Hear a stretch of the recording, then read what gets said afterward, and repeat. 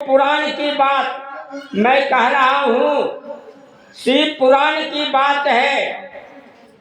एक बार महादेव जी पार्वती जी के साथ कहीं जा रहे थे। जाते जाते एक नदी के किनारे दोनों ठहर गए। माता पार्वती की नजर एक मछुआरे पर पड़ती है। मछुआरा क्या कर रहा था? नदी से जाल में मछली फंसाकर और धूप में उसको सुखा रहा था। मछली तड़प रही थी, तड़प तड़प कर अपना प्राण त्याग रही थी। जब माता पार्वती ने यह दृश्य को देखी तो वो बोल पड़ी महादेव जी से, भगवान क्या इस पापी के लिए कोई दंड नहीं है? यह नदी से मछली निकाल कर और सुखा रहा है, धूप में मछली तरफ तरफ कर प्राण दे रही है। क्या इस हत्यारे के लिए कोई विधान नहीं बना है क्या? महादेव जी क्रोध से बोल पड़े पार्वती जी के ऊपर, हम लोग कहीं जाते हैं तुम कोई न कोई प्रश्न रास्ते में कर देती हो। अरे जो जैसा कर्म करेगा उसको वैसा फल मिलेगा। पार्वती जी शांत हो गई। उसके बाद वो लोग वहां से चले गए। कुछ वर्षों के बाद फिर उसी रास्ते से महादेव जी और पार्वती जी आ रहे थे। फिर उसी स्थान पर, उसी नदी के किनारे पर वो लोग विश्राम किए। पार्वती जी की नजर एक गधे पर पड़ती है।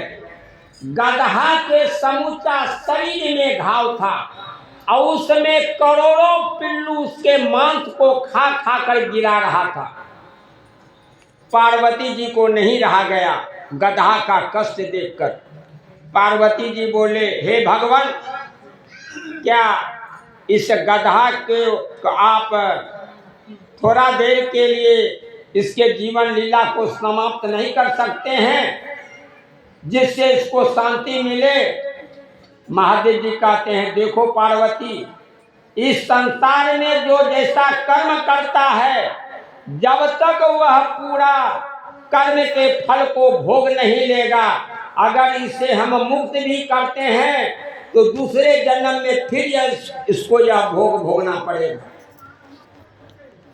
तो पार्वती जी कहते हैं, सो ये गधा ने कौन सा दुष्कर्म किया है?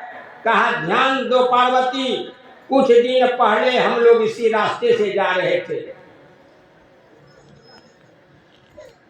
तुम बोले थे कि इस मछुआरे के लिए कोई विधान है कि नहीं, जो नदी से मछली को लेकर सुखाता है, तरफ तरफ कर मछली प्राण दे रही है।